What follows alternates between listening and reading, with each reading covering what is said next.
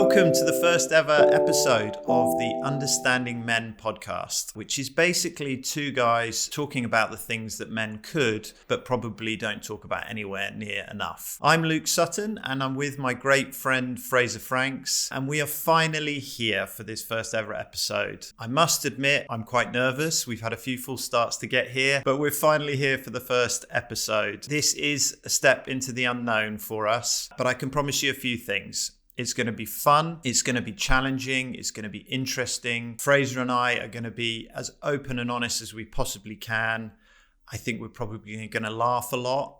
There's a very good chance that I could cry at some point, and maybe I can make Fraser cry. We'll see how we go. But it's going to be a lot of fun all round, and we really hope that you guys get a lot from it. So, without further ado, Fraser, how you doing? I'm good. I'm just about settling in and relaxing into this conversation because, as you say, there's been a few false starts. This isn't the first time we've sat down smoothly and got things going.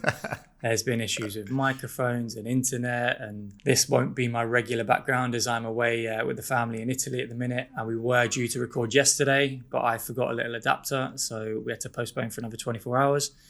But the main thing is we're here, nice and present. And as you say, the main thing is, I've taken so much from the conversations I've had with you, and I've been able to, safely open up about all number of things, many different emotional conversations, which I probably haven't had before.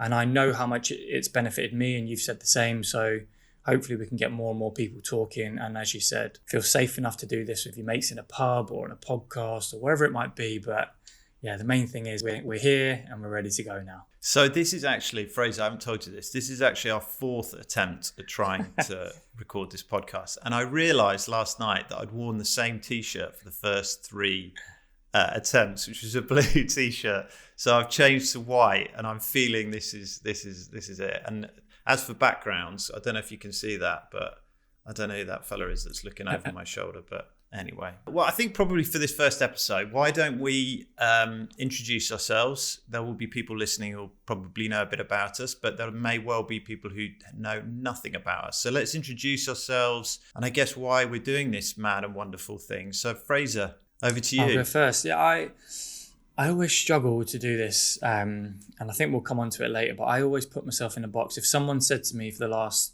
20 odd years, who are you? The first thing I'd say is, my name's Fraser Franks. I'm a professional footballer, but I haven't got that anymore. And since then, I've always found it pretty difficult to introduce myself or say who I am, what I do. And that's been a big part of my journey. But I suppose if I was to say anything about myself now, I would first and foremost say that I am a dad, I'm a husband, I am a former professional footballer, but I wear many different hats now, and I try and help many different people in my career, but I'm also much more interested in not just defining myself by a career. It's the things that I enjoy, it's the things that I believe in, which at the minute I love, good food, I love yoga, I love movement, I love, helping people. I've delved into the world of addiction and find a real purpose in trying to help people with that element as well. But I want to have fun. I want to enjoy life. I'm, a relatively young guy. Yeah, if anyone that follows me on Instagram will notice that probably every couple of weeks my bio changes because I'm like, do I label myself that? Am I this? Am I that? And I probably think too much about, who I actually am. But, I'm still figuring out a lot. But in a roundabout way, that's my journey. I guess over to me. I'm an ex-professional cricketer. I played for I can never quite remember, 16 or 17 seasons, which feels like a long time. I'm a father, I'm a partner, I'm an ex-husband. I guess I'm just a guy trying to be the best I can be in the world, having made lots and lots of mistakes throughout my life and learn a great deal about myself and how I operate in the world. I feel like you, though, I know we've got a lot in common actually, and I'll kind of come on to that in a minute, but that ex-professional sport bit is definitely going to be something that we talk about throughout this podcast. It's been a huge part of our lives, but I really don't define myself in that way anymore. It definitely feels like a person in the past, even though it was me, obviously. And I don't want it to also sound, I definitely don't want this podcast to come over like we're preaching holier than thou. We've got all the answers to everything. We really don't. You know what? This podcast is just going to be kind of real-time conversations between me and Fraser, working out the world and just going into subjects which men don't do very often. But I think that's very much my life right now. You know, it's just working it out, trying to be the best I can be. I've had difficulties, well-publicized difficulties with addiction and mental health in the past, and that's still very much part of my life. And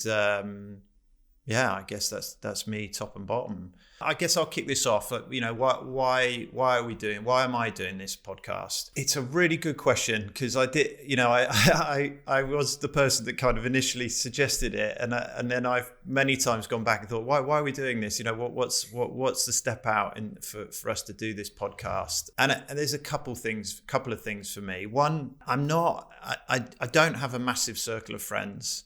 I'm just not that way inclined. I'm not an extrovert. I can be very introverted. I have a really close-knit group of people around me who I adore and I feel safe with. And I can get quite insular in my life. It's just by my nature. I'm just not that sort of person who's out there bouncing between friend groups and things like that.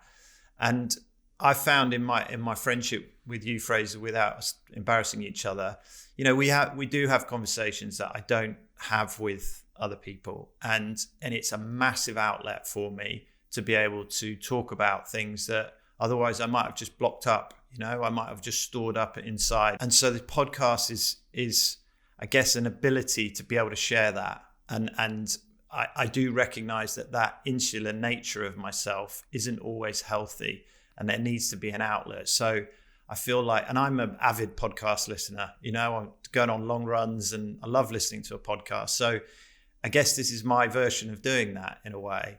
And the second point, which I'm really passionate about, is I've got a daughter, and in recent years, the movement towards female empowerment has been amazing. And obviously, Fraser, you have a daughter as well, and it's been incredible. I love it, and I love the world that she's going to grow up in as a powerful, well, she can be whatever she wants, woman. I love the work that's been done in that area. But one thing I do think that's maybe suffered is that we might have left behind a few young men in that. And there's not been enough guidance to teenagers, young men within that. And you see someone like an Andrew Tate pop up, and he gets massive interaction and he gets massive engagement from young men. For those of you who don't know Andrew Tate, we'll talk about him in another time. And this podcast is not about Andrew Tate as such, it's just an example. But he's a guy that jumped on the social media scene and has very powerful views about what it is to be a man and how to treat women and being a man in the modern world. And I just watched the level of engagement this guy immediately got, and I was like, we've left behind young men who have no guidance. We've focused so much on female empowerment. There's a real danger that there's a kind of generational group of young men, boys, teenagers who feel a little bit left behind. And so if we can do anything to readdress that, I think that would be really, really powerful. What about you, Fraser? Those are two real big reasons for me as well. I really relate to the introverted side. I'm not someone that's going to be, and probably felt quite ashamed at times that I wasn't, you know, the life and soul of every party, and unless I had alcohol, and then I could become that. And I could become that person that maybe I deep down inside when I was younger wanted to be, but it isn't me. And now I'm really comfortable being me. And I'm a prime example of that is I'm away on holiday with a big group of family at the minute, probably the first time we've ever done it like this. And my brother is quite an extrovert. And I even found myself, after all the work that I've done and that I do on myself, looking and going, should I be doing that? You know, should I be doing what he's doing and making more of an effort to be the life and soul and the joker? But then coming back going, I do my part, but we have different personalities, and I don't need to compete or be the funny uncle. I can be exactly who I am. But I think a lot of people get caught up in that a little bit. But I do struggle with introvert and extrovert as well, because I can be quite extroverted if I'm around a safe enough group of people to be myself. But in general, if I walk into a room and I'm introduced to new people, I'm quite reserved. And exactly like you, I think with my work as well, which sometimes is going in presenting to a big group of people, but actually isn't engaging with them one-to-one and actually having really deep conversations, then it can be a lot of travel, it can be a lot of working alone or working from home. I find that the days where I maybe have a little bit of a lull or I'm a bit down, I probably have lacked that social interaction. You might be surrounded by a group of people, but you're not actually having those conversations. And the only place I've ever been able to have these conversations is in sort of group therapy meetings or with a handful of men that I've been able to sort of accumulate in my life as pretty much like mentors, but friends. And you being, the prime example of one of those. And just looking at those guys and going, right, what is it about their life that I really want to take or that I really admire? And there's a bit of a common theme with all these men, and they seem pretty relaxed, they seem pretty chilled, they seem content. They don't go around with this massive ball of resentment and anger, and it seems as if they've done quite a bit of work on themselves. And then you'll get, like you mentioned Andrew Tate there's a lot of young, insecure men. And I feel like there are certain influences, especially with social media, that are just preying on those insecurities. And we all had them as young men growing up. I was extremely body conscious growing up, watching pornography, thinking, why don't I look like that? Being a skinny guy, being quite short and then having a growth spurt at sort of 17, going to an all boys school, not really talking to girls or kissing girls or having relationships with girls, whilst thinking I should be doing that, but not having, keeping that all bottled up inside and thinking there's something wrong with me here. I'm not like everyone else. And I know so many young men or young lads will be feeling like that. And then you get an influence going, it's not your fault. It's, women should be doing this, and preying on that insecurity. Whereas if you have conversations like this, and I think this is one of the prime reasons I get so much from conversations like this, but someone listening could get equally as much and then maybe take that into their friendship group and open up a bit more. And since I've managed to do this with the likes of yourself and in groups, I've noticed a big difference in me. But then I've also noticed a difference in, me looking at my friendship group and thinking, blimey, I've known these for 20 years and I've never even spoken about sex or what their relationship's like or what this is like or what their worries are and insecurities are. And noticing that a lot of my friendships have been quite surface level. But now I've come out and I've started talking about these things. Even in the last year, I've had friends come to me with drug issues and relationship issues and money issues and things that they've been pushing down with drink, drugs, gambling. They now have someone safe enough to come and talk to. And I can't be someone that solves everyone's problems, but it's really nice knowing you're not on your own or having a friend you can talk to about this. And that's what I want to try and, help men with. We've both spoken about alcohol and addiction issues. Sometimes men can only be emotional when they've had a drink or when they only hug their mate or kiss them when a goal's gone in at the football. It's like, that is so true. We can take this mask down a little bit and, change what society deems to be what a real man is and what this man is. And if we can put any kind of dent in that, through these conversations, then that's more than enough for me to have some stress over microphone issues and have 4 attempts to set it up. But no, that's a big reason why I'm here for sure. Yeah, I think there's a couple of things I kind of want to add on to that. Is I think when I hear you talking like that, it really makes me reflect on my journey as a man and how, part of that comes from professional sport and the changing room environment, but not all of it. I think that was just our environment. That can exist in an office, it can exist in, whatever it might be. But the point I want to make is I think that old traditional construct of what people think a man is can be a really lonely place, because you're essentially meant to have all the answers. You're the provider, you're the protector, you're the strength, you're the leader, you're unflappable, you're all of these sorts of things, which I think by nature men want to be. I genuinely think that we want that. That's I don't know where that comes from. Someone much more intelligent can tell me, but I think men do want to feel like that. But the old construct is that there can be no vulnerability in that. There can be no break in that. You're either a strong man or you're not. And I think that's the trap that we've got into. It's that old construct is like, you have to be, and I actually don't feel that comfortable keep going back to him, but it's just because we brought him up, Andrew Tate. It's like, you either have to be that or you're a weak man. That's a myth. You can be a strong man. You can be a really strong man, but it doesn't mean you have to get aggressive. It doesn't mean you have to shout at people. It doesn't mean you have to have all the answers all the time. And, you can cry once in a while and express an insecurity, and all of those things can be true all at once. But often when you get like polarized positions, that becomes really binary, doesn't it? So you're either a strong man or you're a weak man. And I think that's the trap that we fall into. And that can be a really lonely place for people, because for young men, because they can be sat there in their heads going, well, I don't know. I don't know what to do. I don't feel like that. So am I failing as a man? And, the suicide rates for men in their early 40s is still staggeringly high. And that's something that we've got to address in a big way. And I totally understand that as well. And I feel like I have felt at times what it's like to feel like the weight of the world's on your shoulders, and that I'm worried about this and worried about that. A lot of men are worried about, money and jobs, and a lot of us project into the future and not knowing what's going to happen next year, and how am I going to provide for this, or how am I going to do that, or my wife's not happy, or this isn't going well, that isn't going well. And whenever I've spoken to friends or other men that have, and you've said, why haven't you spoken to anyone about this? 99% of the answers have been, well, I don't want to burden my partner, or I don't want to put all my problems onto them.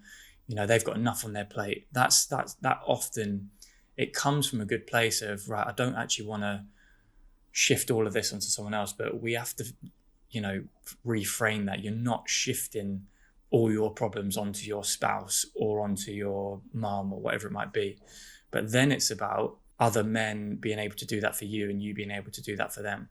And I've known that I saw a really good visual representation of this, of like a backpack with bricks, and just filling up your backpack with bricks. And it's like insecurities, relationships, monies, whatever it might be. And you're just filling up them bricks. And if you talk to a friend, so if I talk to you and I talk about sex or money or masculinity, right, that's a brick that I'm now getting out of that backpack, and I'm putting it on the table, and I'm not resting it back there and it's weighing me down. I'm not giving it to you to weigh you down. I'm just putting it out there. And I know that even physically, the difference that can make to me after a conversation where I've often come to you with advice or something that's really personal, and thinking, right, who can I actually talk to about this? And often in my life, I haven't had anyone, because the closest people to me have been my mum and my wife, and I haven't felt safe to go to them with my issues, because I want to be seen as the one with, I've got it all together, I'm looking after them, and trying to assume that male role. But this is what I believe, your mates are for. This is what your friends are for. This is what other groups of men can be for.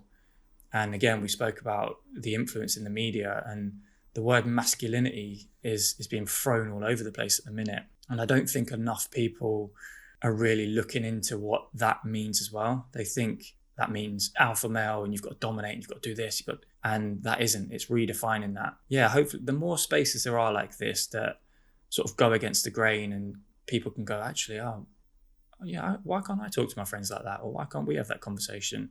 Or I'll just try it and see if my friend is open enough to listen to it. And sometimes you will get shut down if someone isn't maybe ready to, but I'm sure everyone in their life, whether it is a group that they might end up going to, or new friends or relationships or partners or parents, whatever it might be, the people that love you will be there for you and have these conversations. And it's just about feeling safe enough to go and do that. Yeah, and do you know what, to start with, I think we can have those conversations for people. We can have the one where they're like, oh, I need to talk about that, but I don't know where to, and we can do it and break the ice on it. Just, do you know what I think we need to do, Fraser, before we chat more about what this podcast's about and where we're at? We do need to explain to people how we have met and how we are where we are, because we're sat here just, casually on a podcast together. But I guess our story of how we've got here is pretty remarkable. And you take it away. Yeah, I do find it remarkable. And I'm someone that is quite a spiritual person. And I don't believe in coincidences. I believe that there are certain messages or things that are out there that you're meant to hear at a certain time. And they don't really make sense. If you try and break them down and say it to somebody, it doesn't quite make sense, but it's just what I believe. And, I'd never heard of you before. I'm not a huge cricket fan, so I'd never heard of who you are. Sorry if that dents your ego, Luke. I know you're an amazing cricket player. I've been told many times. That really hurts, that Fraser. Yeah. But I hadn't. And I was at a point where I had to retire from football. It's 4 years ago now, through a heart condition. And my career stopped instantly after that. And I went into a pattern of drinking really heavily to escape my mind, because it was on overdrive. I was completely worried. I actually finished my football career in debt.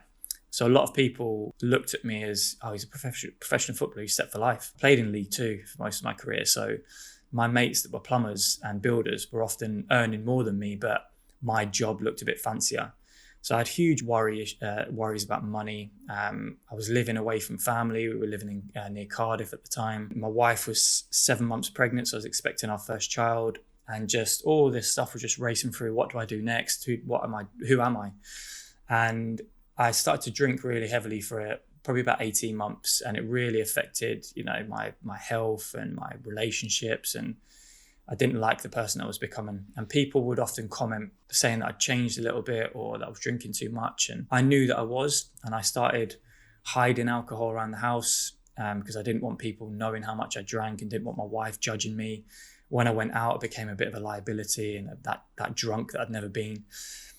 And I wanted to stop drinking, but I just carried on going back to those cycles. Anyway, I got to a point where I reached out for help through Sport and Chance and started seeing a counsellor. I stopped drinking for a few weeks. And then, like any person that has struggled with alcohol addiction, a little voice crept up thinking, right, you've learnt your lesson now. You can moderate your drinking. So I set myself a drinking rule of, right, I'll only have 2. So I can still have the couple of beers or glass of wine with Stacey. And that kept that up for a couple of weeks. And then I went out with friends and I had a couple of drinks. And in after 20 minutes, those 2 drinks had gone. Someone said, go and have another one. And I said, no, 2-drink rule. And they made a comment like, oh, don't be boring. And I had another one and I got paralytic that night. And I really let myself down and my wife down. And a few days before this, I was still lost in terms of what I was going to do for a career. And I typed in on Amazon books about being a sports agent. And yours was the first one that came up, said Luke Sutton, How to Become an Agent. So I just thought, right, I'll click it, I'll order it. And on that morning that I was hungover, after I'd let myself down having those drinks and said I'd never go more than 2 again, I'm walking out the house and an Amazon driver literally hands me a parcel as I'm walking out. So exact same timing as I'm leaving for this drive. So I put it on my seat and I opened it up and it was your book. And I always listen to podcasts on journeys, and I had about 2 hours in the car, feeling horrendous, not talking to my wife. And I just typed your name in on a podcast just to see a bit more about you and the book that I was reading. And your podcast with Simon Thomas came up. And I was thinking you were going to be talking about life as an agent and the deals that you'd done and the people that you're working with. But it was just your life story. And after about 5 minutes, I was just captivated by it.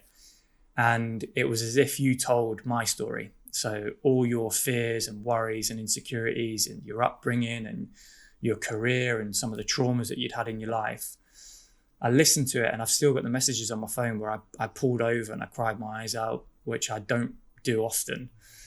And I messaged my wife and said, right, this is the moment I'm changing. I've just listened to this podcast. And you had said at the end of it, I tried the 2-drink rule. I tried just wine. I tried just beers. I tried no shots. I tried this. And at the end of it, you said, I cannot drink safely and I cannot moderate.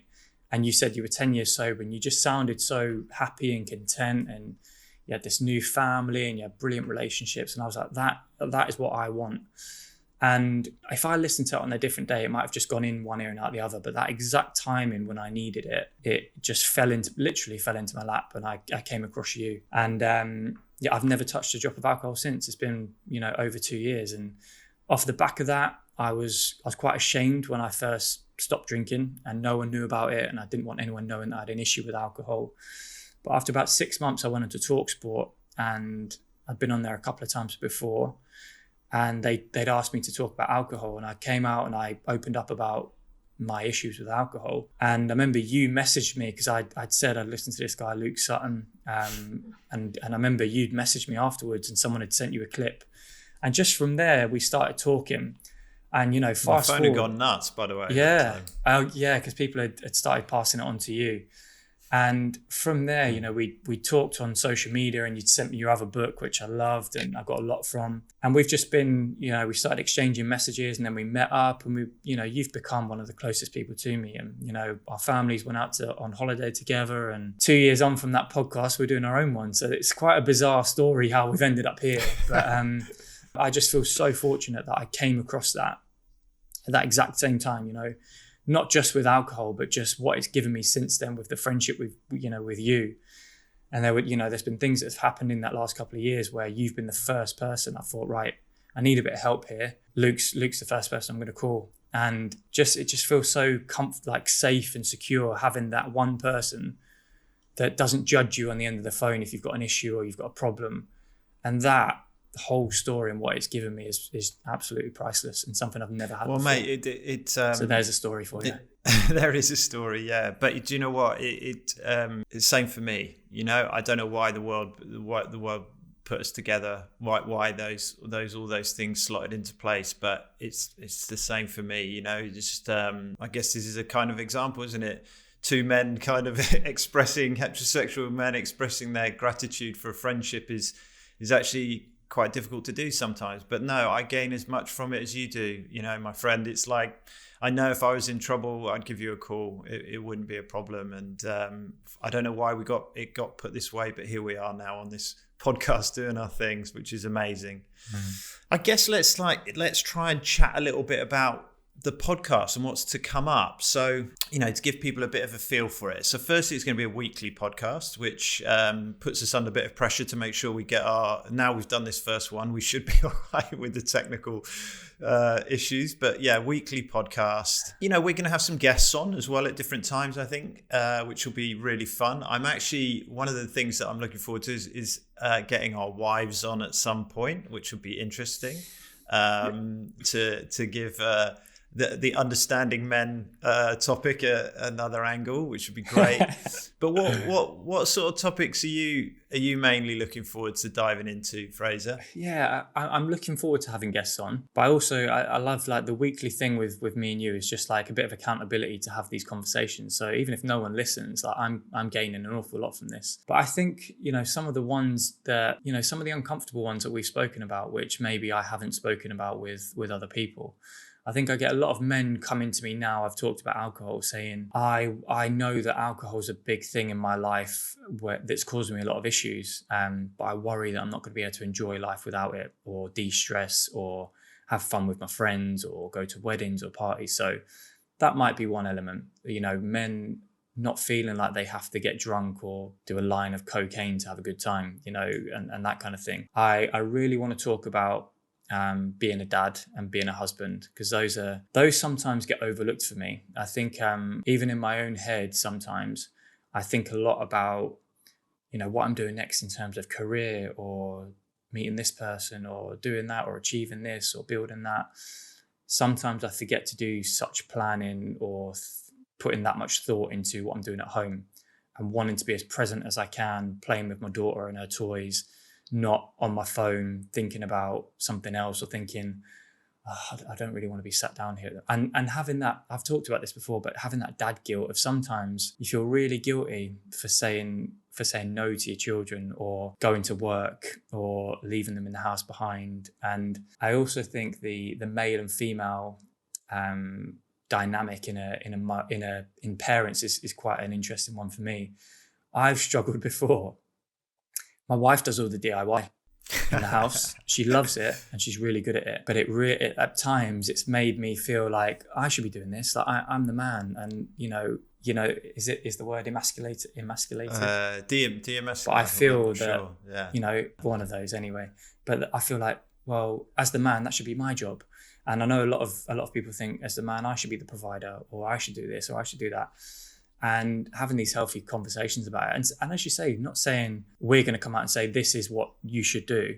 It's saying we don't have the answers. This is my experience. This is your experience.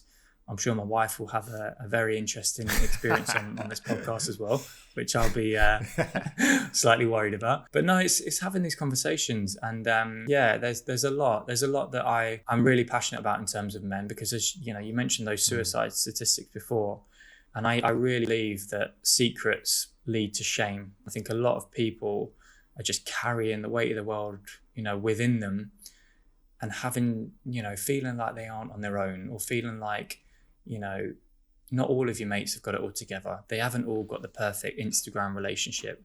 They haven't all got the perfect body, or doing this or doing that, and removing that bravado between men and actually saying what we think is a really important one for me. Yeah, no, for sure. I think from my side, I really want to dive into kind of the male insecurities, really. There's quite a lot of tangents with that, but and obviously a lot of this is born from our own experiences, but, I was in a changing room full of alpha males in professional sport, and, the impact that had on my perspective of intimacy and sex was massive. I'm happy to, I don't know if happy is the right word, but I'm open to admit that. I don't think many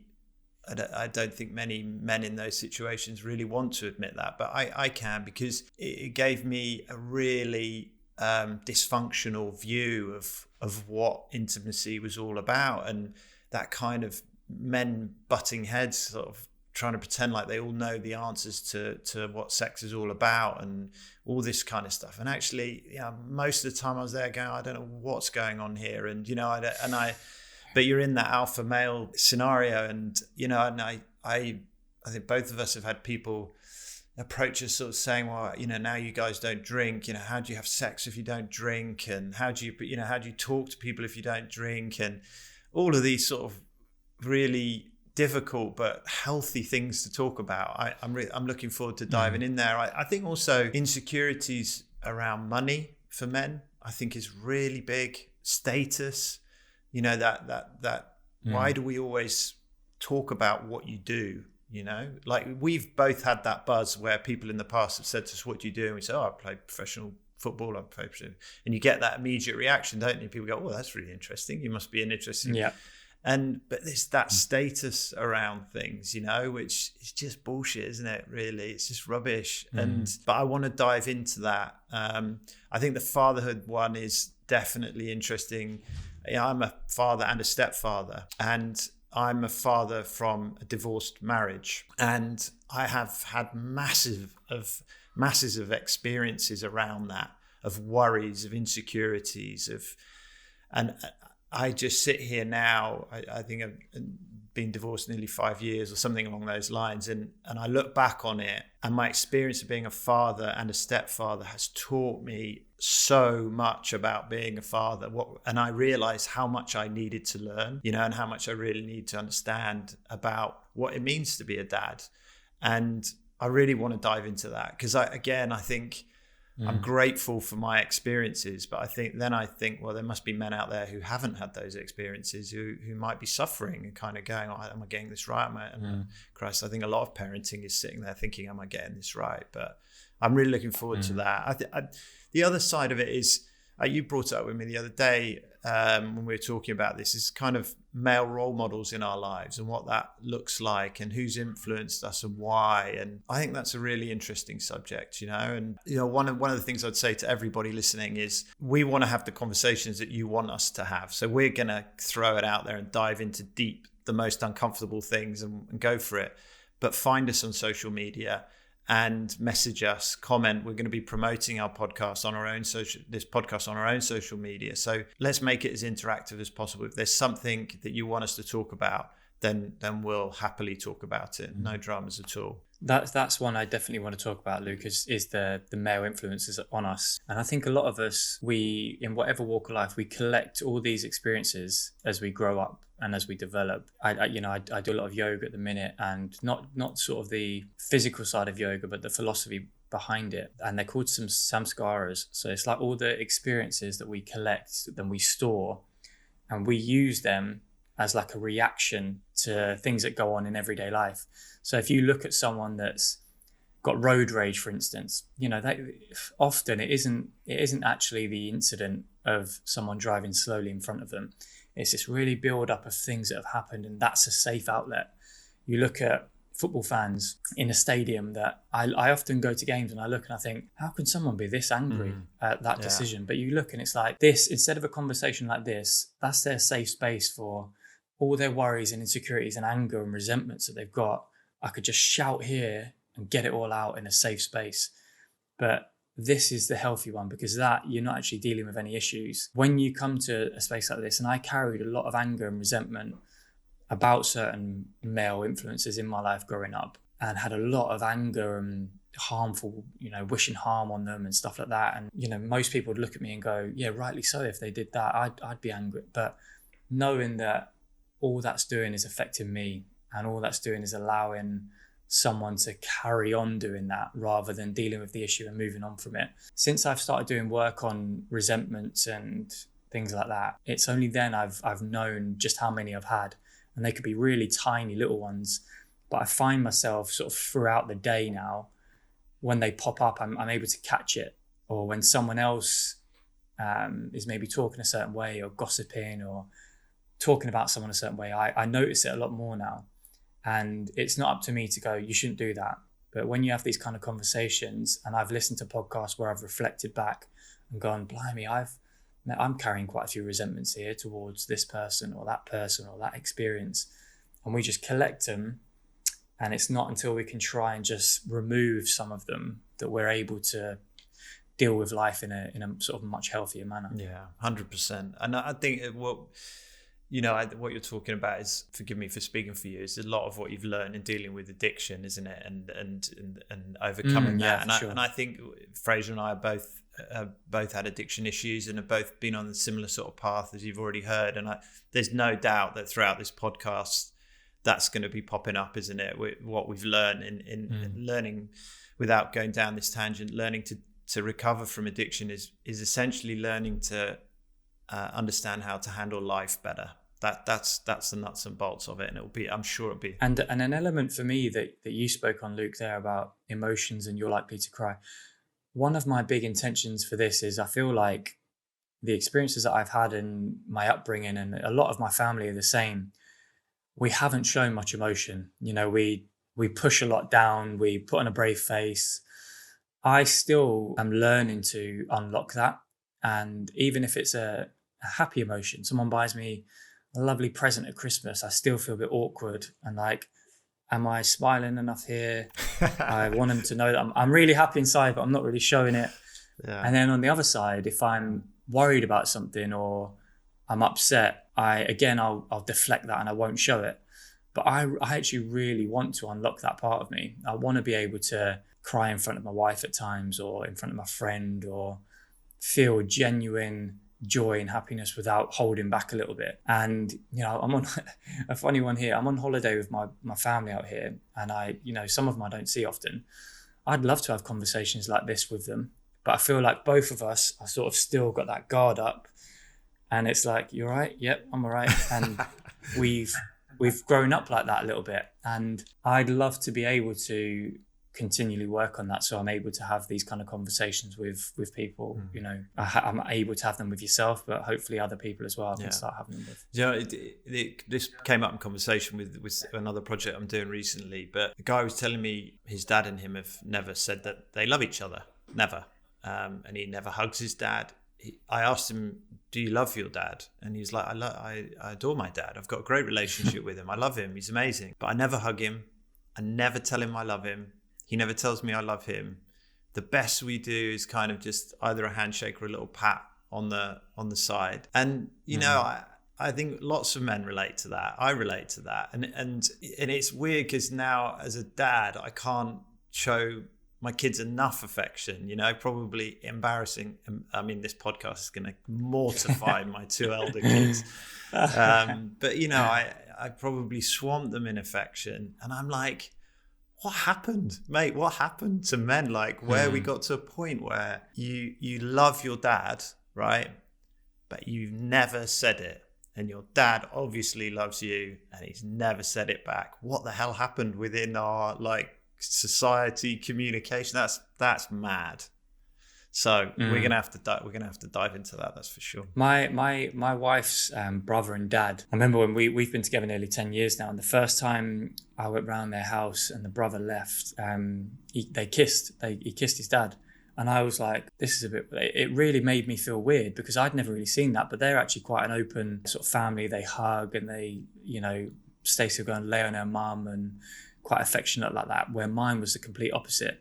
And exact same as you, like I feel like me and my family members, we know how much we love each other, but there's still that barrier to be crossed to actually tell each other or to go and have a hug or to go and talk about a certain experience. There's still that little element of it. So even this podcast there, if they listen to that, it might be an indirect way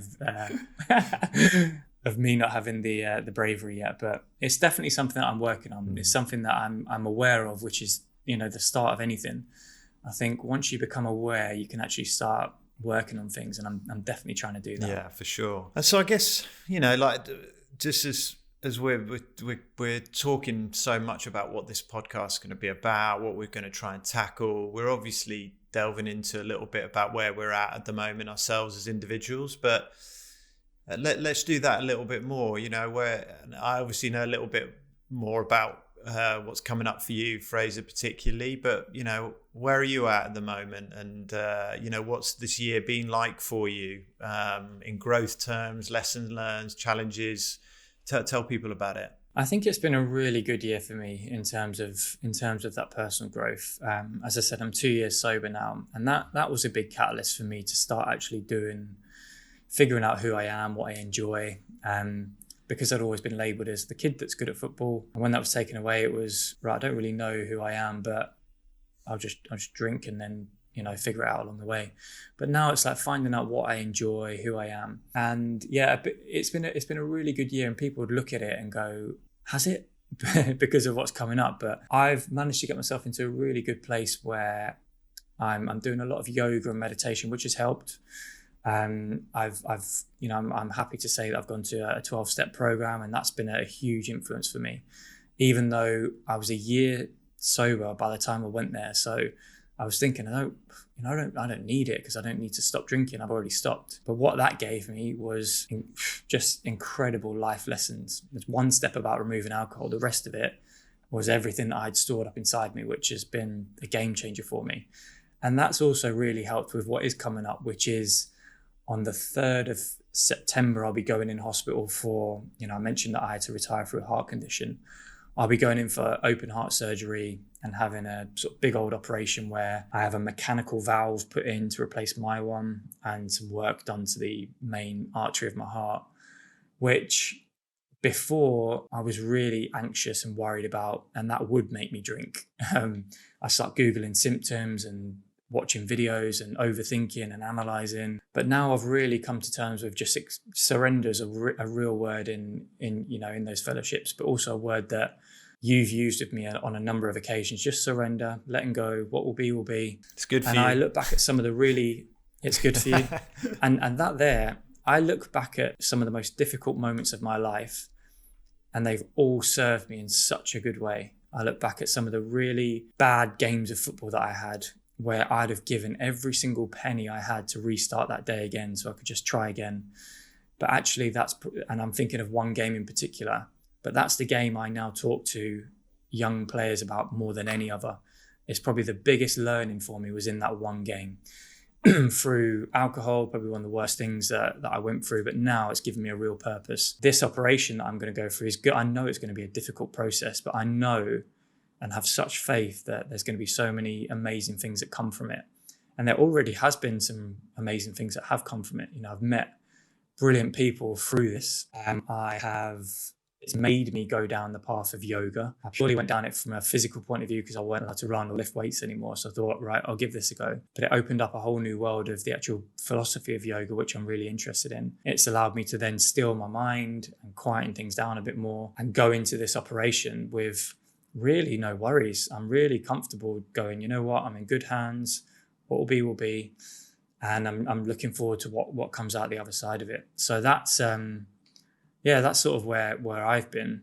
and I'll then flip it on its head for you. So what's the year? Yeah, what's the year been like for you? Because I know it's been a very busy one for you, both professionally and personally. So yeah, tell me a little bit about that. Yeah, well, I want to say, mate, that I know I've said this to you before, but the way you talk about the fact that you're about to have open heart surgery is just, I find it really inspiring. It's really the calmness and the serenity that you've got with it. It's a big deal. It's a big deal for everybody, and like you're feeling it all, aren't you? You're feeling the fear, the everything around it.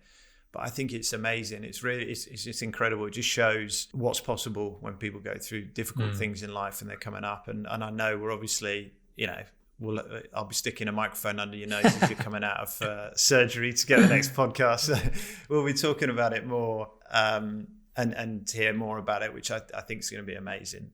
So without trying to patronize you, well done, mate. I think it's incredible. Where am I at? I have had a really busy year, personally, professionally, but fantastic year. I have lots of challenges and lots of problems in life. Problem sounds too strong, really. Lots of challenges, but I freaking love life. I really do. I love all of it. One of the great things that's come to me in sobriety, to be perfectly honest, is I feel everything. The really shit, and I feel the real beauty of life. I get the whole lot. Where it used to be blurred for me, I get it all. And I just see the full color of life in everything. And I love that. But I guess when you're in that space, I've always got to kind of manage my own mental health around the things that life can throw at you. And for me, particularly around business stuff, is I don't want to make this sound like I live in some sort of different world to everyone else. I think everyone experiences this, but there often feels like on the business side, there's lots of what ifs, like business deals that could happen or might not happen. If this happens, then that's going to happen. Financially, there could be big rewards, and it's always, and I work in sports management, and you can be managing an athlete who's on top of the world, and then in an instant they have a really bad injury and their life changes, not dissimilar to what happened to you. So the what ifs are really big, and I have to constantly watch myself. And this year has been as much about this as ever. Watch myself with that dynamic, where if I'm constantly playing the game in my head of what ifs, I get into a really bad headspace. And I think this year has been really good for me to stay on top of that, to go, all I can do in any given situation is just do the next right thing, be the best person I can be. And when I mean best, I mean smartest, most organized, hardworking, kind, considerate, all of it, all of it. It's not about being a doormat, and it's also not about being some ruthless business person. It's all of it together. That's massive, that, Luke, what you just said there. Sorry to interrupt you, but not being a doormat and not being that, that person that feels like they have to kick the door down. It's that's a big part of this, what this is all 100%. About. Yeah, it's that kind of myth of the alpha male. You have to be a ruthless person, or you're going to be a doormat. It's not true. It's just a total load of nonsense. But just knowing, okay, I what I can do is the next right thing in any given moment, and just trust what will be. And we use this phrase a lot when we talk to each other. It's just get myself out of the way of it. And what I mean by that is, like, stop trying to micromanage every aspect of life and control every aspect of life, and just surrender to what is next. So go into, call it a business deal. I do the absolute best I can do in that given moment. And then what happens as a result of it is down to a million different variables, many of which I have absolutely no control of. And what will be, and then I just go to the next thing and the next thing. And this year has been so much about that, just trying to deal with each situation, not get too caught up in the future and the past, for that matter, of going, well, that happened. It's just dealing with the present all the time. And I think it's the same for everybody, by the way. Like I said earlier, I don't think I'm special in any way, or dealing with things that are any much more stressful than anybody else. But for me, it feels like that's a real constant challenge for me.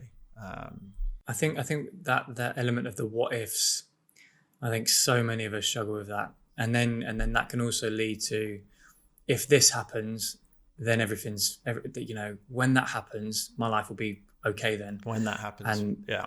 I got myself into that so much as an athlete of, right, if I can just get a move to that club, if I can just be on that amount of money, if I can just, get that relationship. And every time it was like moving the goalposts, I'll be happy then. And in the meantime, not being present, trying to chase the days away, trying to get there and focusing on, the end goal rather than actually enjoying that process.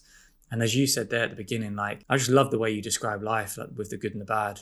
And I remember that podcast that we talked about earlier when I first listened to yours. I remember writing in my notes afterwards. I think you said one of the best things about stopping drinking is you get your feelings back. One of the worst things about stopping drinking is you get your feelings back, because you do feel it all. You can't mask the pain anymore, but it also allows you to genuinely feel the happiness. So for me, it's all about trying to remain present and do that. Yeah, it's like, I think if you gave someone the option, like, I'm going to give you an option now. Life can continue to be quite blurry and grey, or I'm going to give you the option of being able to see the most phenomenally bright, beautiful colours of life, of everything, but you're also going to have to see all the darkness as well. What would you do? And it's that kind of place that somebody gets into, but I wouldn't swap it for the world. I want to feel all and everything. There's so many. I was the same as you. I used to have in my mind, it's just round the corner, just over the hill. Once we get there, once I get that money, we'll be good. Once we live there, then we'll be happy. Or once this happens, and I now look at people, not necessarily in my life, but around my life, who are constantly in that headspace. And it sort of upsets me, because it's like life is passing them by, and they're lost in the what ifs, and just round the corner. And tomorrow's not promised to any of us, and it's like, well, if we left the earth today, what would we be leaving behind for our kids? And, I'm not talking about material things. I mean, about who we are and what we stand for. And if you spend your whole life looking for what's next, which is what I certainly used to do, and by the sounds of it, you did as well, you're just literally just burning time, aren't you? Just burning time, going, well, it will improve in a little bit. And I'm grateful that I've got out of that trap and can now be present into what is, and enjoy life in its full colour and darkness at times, but more colour than darkness nowadays. So, mate, how are you feeling? We've sort of come into the end. How do you feel now? We've managed to get through our first episode without a microphone falling over some sort of technical difficulty. How do you feel? I feel really good. That's the main one I was worried about, is actually getting the technical side sorted. But no, what I love about these conversations, and we've done this when we've gone for lunch or sat around together, is my phone's been over there on the desk for over an hour now, and there's not one part of me that's thought, I wonder if I've got a message, or I really feel engaged when I'm talking here and present. And that's all I want to feel that in every moment that I can. And I'm working on it to do that and really be present for all those moments. And that's, and I now feel almost energized and charged up to go and, I hate using that phrase, but it is right, to go and be the best, dad that I can be, or best husband that I can be now. I've addressed certain things in here, and probably even without knowing, got a lot off my chest, just because of this sort of safe space that's created. And I feel really confident that I'm going to go and have a really good day now. So it's 20:12 here. So I feel really content. How about you? Yeah, brilliant. I'm really looking forward to it. I exactly the same as you. I love this. I love that we've got underway. I'm slightly sad that people never got to see your Peppa Pig headphones, which was our first attempt. It was literally like the blind leading the blind. And then at one point we were about to start recording, and Fraser had his daughter's Peppa Pig headphones on, which would have been amazing. But no, I can't wait, mate. It's good. We've got it underway. So I'm going to have to do all the kind of official outro-y bits that we talk about. But look, thank you for listening to the first ever Understanding Men podcast. Like I said earlier, you can come and speak to Fraser and I about it on all social media platforms, but podcast is going to have its own account on all the social media platforms, including Spotify, YouTube, Instagram, TikTok. There might be other ones that get invented in the meantime. Fraser's our social media man, so he's going to be on top of that. So come and find it on there, and please, let's make this as interactive as we can. We definitely don't have all the answers.